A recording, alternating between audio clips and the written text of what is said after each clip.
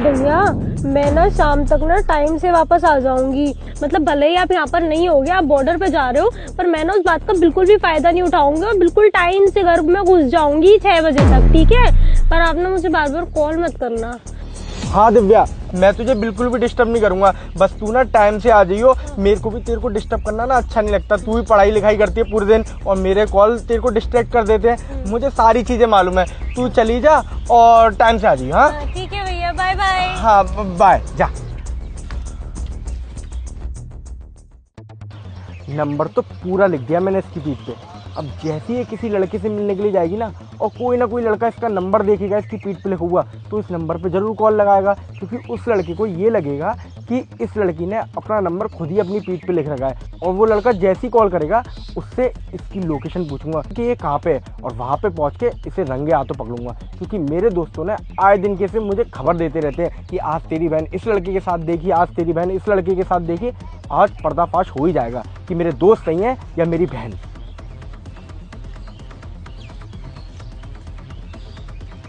अरे इस लड़की ने तो अपने पीछे अपना नंबर लिख रखा है। आज तो लॉटरी लग गई। 98721147। अभी तक किसी का कॉल नहीं आया। अननोन नंबर से कॉल। मुझे लग रहा है हो ना हो ये किसी लड़के का ही फोन है। किसी ना किसी ने मेरी बहन की पीठ पे नंबर देख लिया है। उठाता हूँ।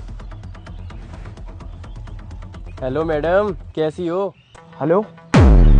अरे ये तो किसी मर्द की आवाज लग रही है। अबे क्या हुआ, साफ सूंघ गया, बोलना।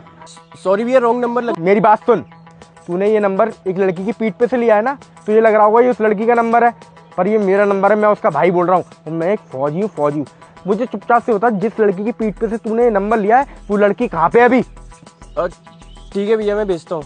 हाँ लोकेशन भेज। अरे यार मैं कहाँ फंस गया इसके चक्कर में। लोकेशन भेज देता हूँ।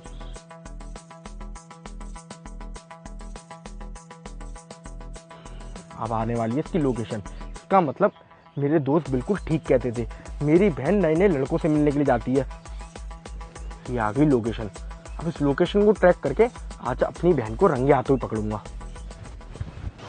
कहाँ रह गई यार, अभी तक आई नहीं। कैसे हो? मैं तो बढ़िया हूँ। आ गई तुम? हाँ मैं तो आ गई। और वैसे तुम तो आज बहुत खूबसूरत लग रही हो। देख लो, मैं तो खूबसूरत ही लगती हूँ हमेशा, बस तुम कभी कभी मेरी तारीफ करते हो। ये शायद वही टॉप है ना जो मैं तुम्हें दिलवा के लाया था। हाँ तुम ही दिलवा के लाए थे।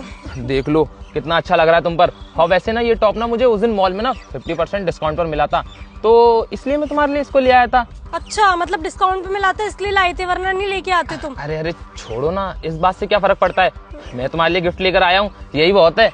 वैसे भी तो मैं तुम्हें कुछ नहीं देता हूँ, पहली बार तो मैं तुम्हें तोहफा दिया था। सही कह रहे हो, तुम गिफ्ट लेकर आ गए हो, वही बहुत है। एहसान हो गया तुम्हारा, है ना? अच्छा वैसे ये बताओ, हाँ। वो तुम्हारा खड़ूस भाई कहाँ पर है? अरे उनका नाम मत लो, उनका नाम लेने में भी मुझे डर लगता है।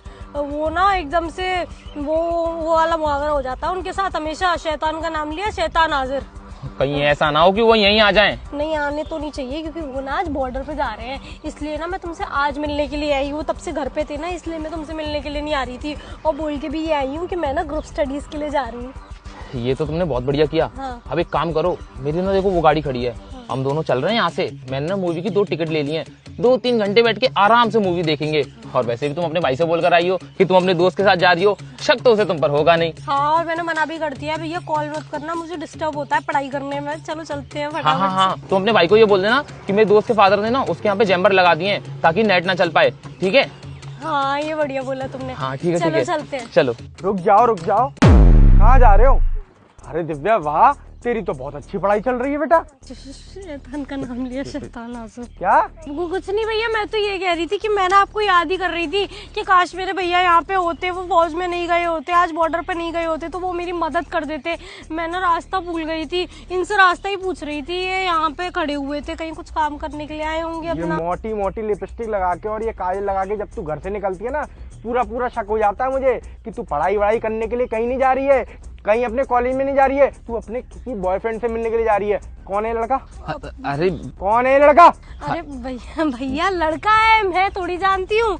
होगा अपने माँ बाप का बेटा, मैं तो बस रास्ता पूछ रही थी, है ना। हाँ भैया ये सही बोल रही हैं, बस मैं जा रहा था, ये रास्ता भूल गई थी तो बस मुझसे रास्ता पूछ रही थी। इतना क्लोज होके तू रास्ता बता रहा था, एक थप्पड़ दिया ना, ये तेरे जितने बाल खड़े हैं ना सारे के सारे बैठ जाएंगे।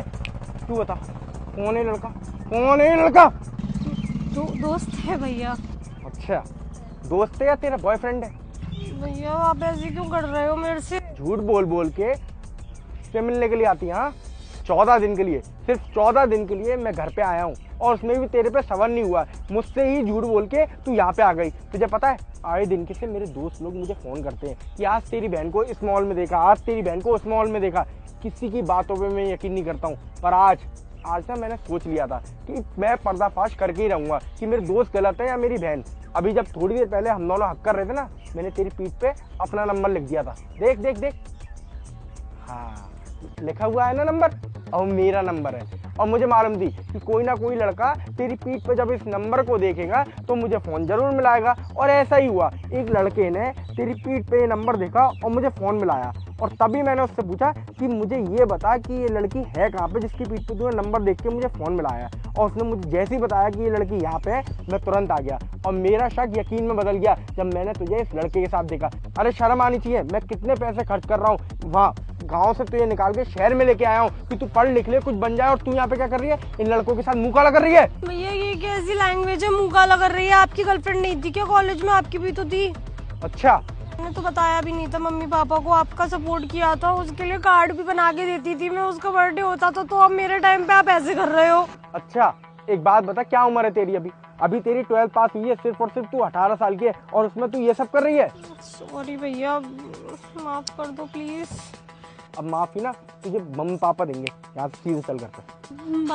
भैया पापा मम्मी से मत बोलना कुछ। तू आज के बाद मेरी बहन के आसपास भी दिख गया ना तो तेरी आंखें पैर सब निकाल के ना हाथ में दे दूंगा तेरे। हाँ चल यहाँ से, चल।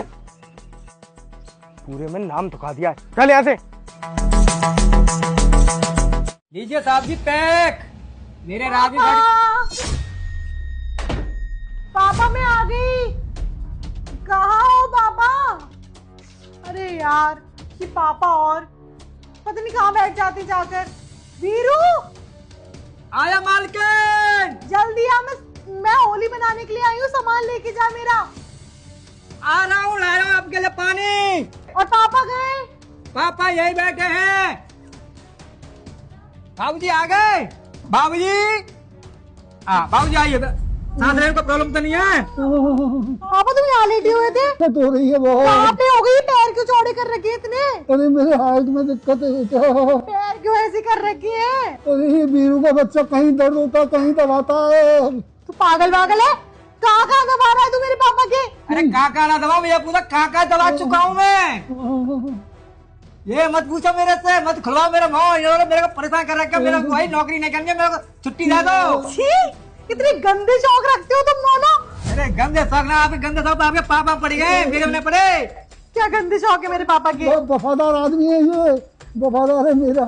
अरे रुक जाओ ना पापा, क्या गंदे शौक है मेरे पापा के बताइए जरा। कभी ये ला दे, कभी वो ला दे, कभी बीड़ी दे दे, कभी तम्बाकू दे दे, कभी गुस्सा दे दे, कभी पापा बीड़ी तम्बाकू खा रहे हो? मेरी तबीयत खराब है। तो बीड़ी छोड़ दो ना, बीड़ी जाना जरूरी है। अगर बीड़ी ना दूं तो खाना नहीं खाते 3 दिन तक। वो क्या बीड़ी दे दे पहले, जब पीऊंगा जब खाना खाऊंगा।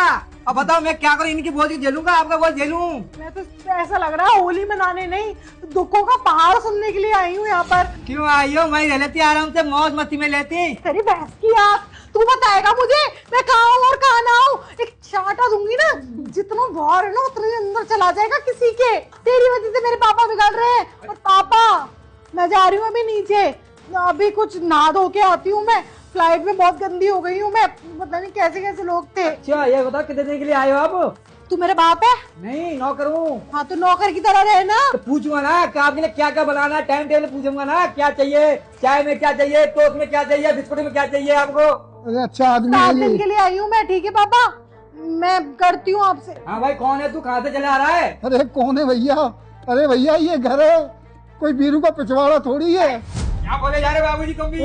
अरे जो अरे गुस्सा चला आ रहा है मेरे घर में। अरे सर बस बहुत ड्रामा हो गया आपका, ये हटा दीजिए। मुझे पता है आप ड्रामा कर रहे हो, अपनी बेटी को देख के आप आज ड्रामा करने लगे। कैसी बातें कर रहे हो आप? अरे मैडम आपके पापा आपसे झूठ बोल रहे हैं, ए, और जो पैसे लेते हैं ना वो ये नौकर और तुम्हारे पापा मिलके दारू पीते हैं। वो देखो नीचे बोतल भी रखी है। अरे क्या बोले यार, झूठ बोल। कुछ नहीं है, दवाई है दवाई। पापा ये अपने जो पैर है ना फैला रखे हैं इन्हें कम कर लो, मुझे दारू की बोतल देखनी है। झूठ बोल रहा है वो बेटा, ऐसा भगा पीरू।